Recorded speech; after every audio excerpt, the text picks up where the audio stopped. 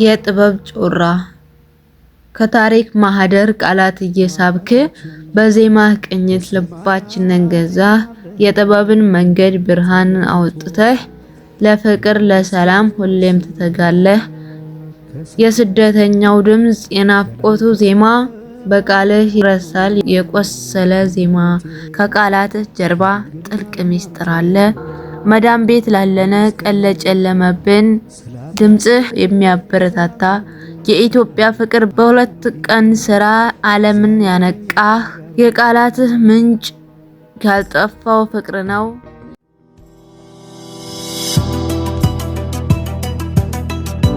ሰላም ቤተሰቦቼ ዛሬ በአምስተኛው ቪዲዮ ተገናኝተናል።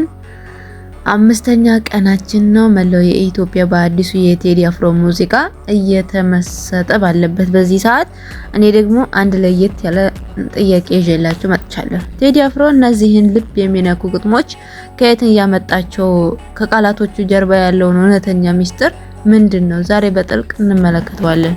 ቴዲ አፍሮ ሙዚቃ ስለለቀቀ ገና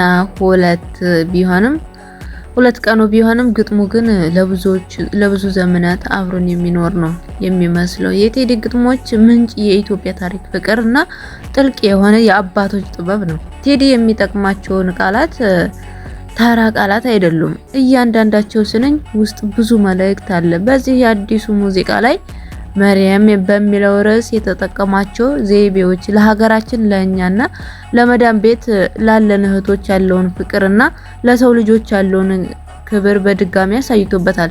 ሙዚቃውን ከለቀቀው በሁለት ቀናት ውስጥ ይህንን ያህል መነጋገሪያ የሆነው ለጥበብ ባለው ታማኝነት ነው። እውነትም ቴዲ አፍሮ ለእኔ የቴዲ አፍሮ ስኬት ሚስጥር ሰዎችን የሚሰሙት ሳይሆን የሚሰማቸውን ነገር መዘመሩ ነውና እናንተ የዚህን አዲስ ሙዚቃ ግጥም የትኛው ስንኝ ነው ይበልጥ የነካችሁ? ቴዲ ለአንቺ ምን ማለት ነው?